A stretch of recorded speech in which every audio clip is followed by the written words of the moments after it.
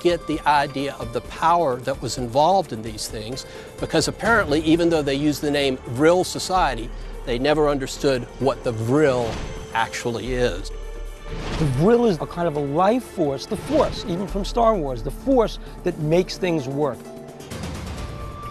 Could what the Vril Society gained be the reason for this 25-year leap that the Germans had in technology over everybody else? Could it be? I think that it almost certainly is a major part of that. Alan Greenfield is telling us some pretty strange stuff. Germans channeling extraterrestrial knowledge from the planet Aldebaran. But what's interesting about that is that it does match up with what Hermann Oberth said. We were helped by people from other worlds. And we also know that the Nazis were absolutely obsessed with advancing their science by any means possible.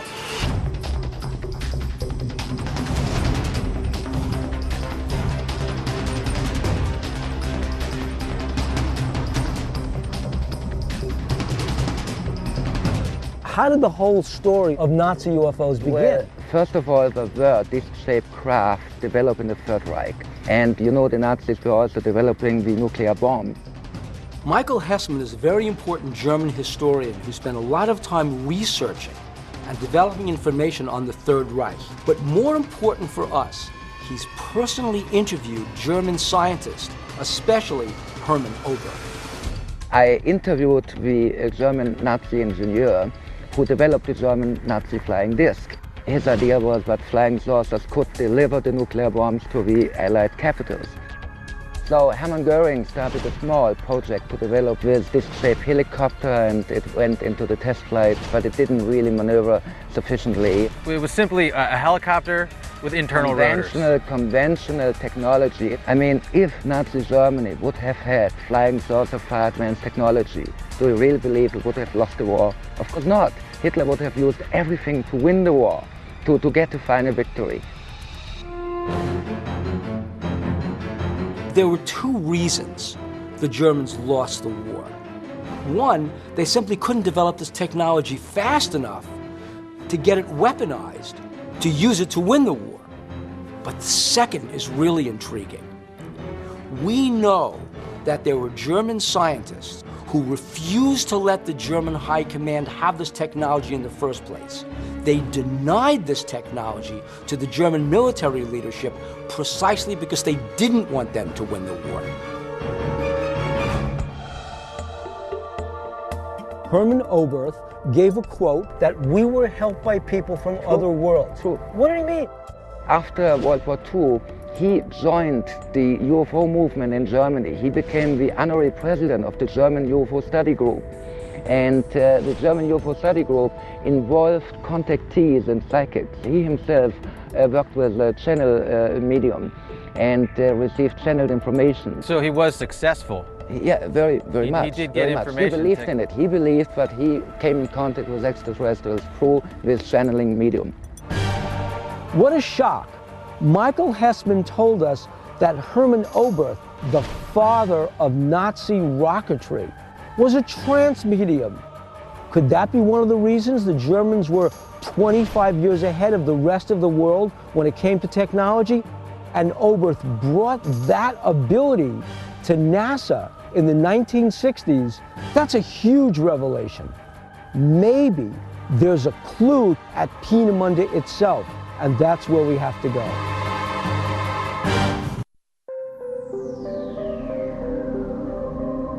In trying to figure out how a Nazi-era compass, possibly a piece of a UFO, might have gotten into a scrapyard in New Mexico, we've come all the way back to Germany looking for clues. We've heard a lot of different theories about how the Germans might have taken a giant leap forward in science and technology, and now we're heading toward the very place where Hermann Oberth and his protege Werner von Braun worked and helped develop this technology, the Peenemünde Army Research Center, right here on the Baltic Sea. What was the significance of Peenemünde to the entire war effort? Peenemünde was the first huge research center of the world. You can compare it to Silicon Valley, for example. Christian Mühldorfer-Vogt is the director of the Historical Technical Information Center at Peenemünde and has studied every aspect of what the Nazi scientists did here. This research center was needed as to build the first rocket that reached the space. This was the innovation because nobody before was able to produce a thrust of 24 tons. The Russians and the Americans at that time were able to produce only 1.5 ton. Rocket engines excite a gas or fluid which is expelled in one direction, and the thrust force is applied to the engine in the opposite direction. According to Christian, during World War II, while all superpowers were working on rocket technology, the Germans somehow found a breakthrough that gave them rocket power 16 times greater than their adversaries. That's in addition to technology that the Germans developed, like computers, closed-circuit televisions, jet engines, and they were far ahead of their adversaries, that's for sure.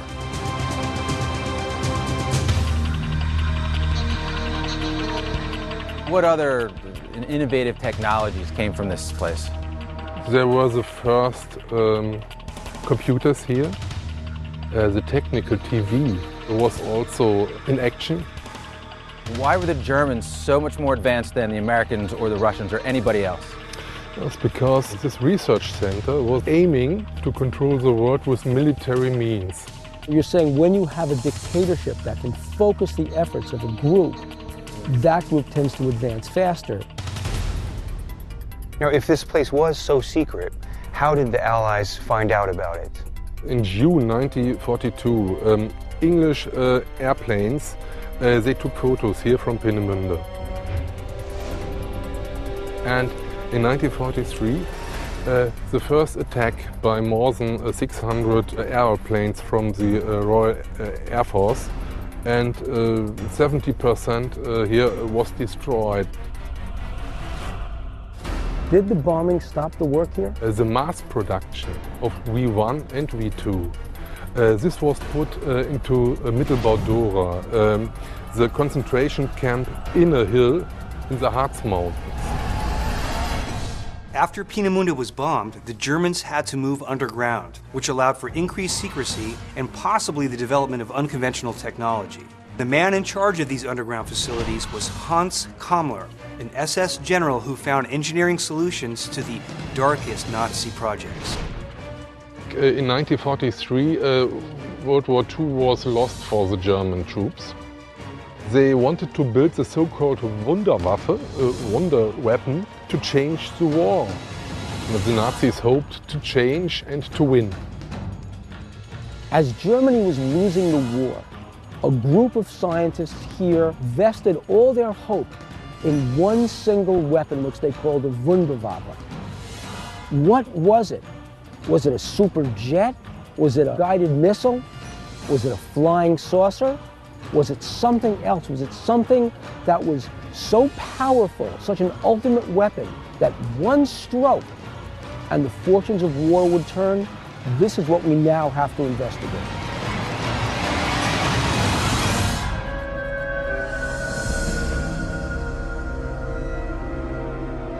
See that sign?